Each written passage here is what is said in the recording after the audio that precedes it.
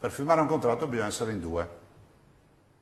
Se unilateralmente, monocraticamente tu decidi cosa devo firmare io non firmo. Semplice. 48 ore al nuovo vertice romano e le premesse sembrano essere quelle di giovedì scorso, distanza ancora forte, fortissima tra Lega e Movimento 5 Stelle sull'autonomia. Tutto questo mentre i pentastellati vengono rafforzati in queste ore almeno sul tema della perequazione dalla Corte dei Conti.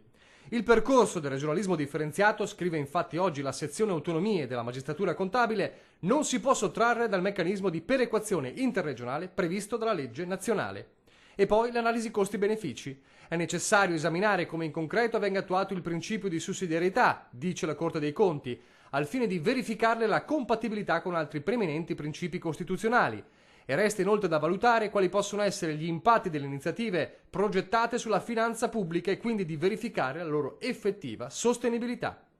Intanto risuonano le parole del presidente della Camera Roberto Fico, un altro pentastellato che ha ribadito sull'autonomia decide il Parlamento. Ma il Presidente della Camera può dire quello che vuole, scusi, ma i costituzionalisti, che immagino ne sappiano più di lui, dicono il contrario. Dicono che comunque è come il concordato tra Stato e Chiesa. Non è che tu fai il concordato, poi lo mandi in Parlamento, il Parlamento lo stravolge e la Chiesa è obbligata... No, è stato votato, ma... sì, la Chiesa è obbligata a firmare un contratto che ha firmato qualcun altro. Ma è la BC, è il buon senso. Il percorso proposto da Zaia è chiaro. Io ho rispetto per il Parlamento e penso che per risolvere questo impasse con il Parlamento ci sia solo una soluzione, che è quella di firmare una preintesa tra il governo e la regione. La preintesa va in Parlamento, si chiama preintesa, quindi non è definitivo il contratto.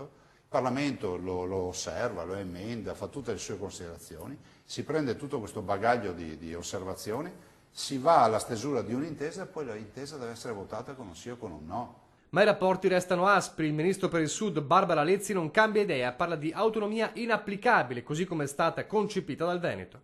Io non so se un perito aziendale sa di più dei costituzionalisti che hanno scritto il mio provvedimento. Nel frattempo il capogruppo della Lega alla Camera, Riccardo Molinari, lancia l'ennesimo ultimatum ai 5 Stelle. Non c'è governo senza autonomia.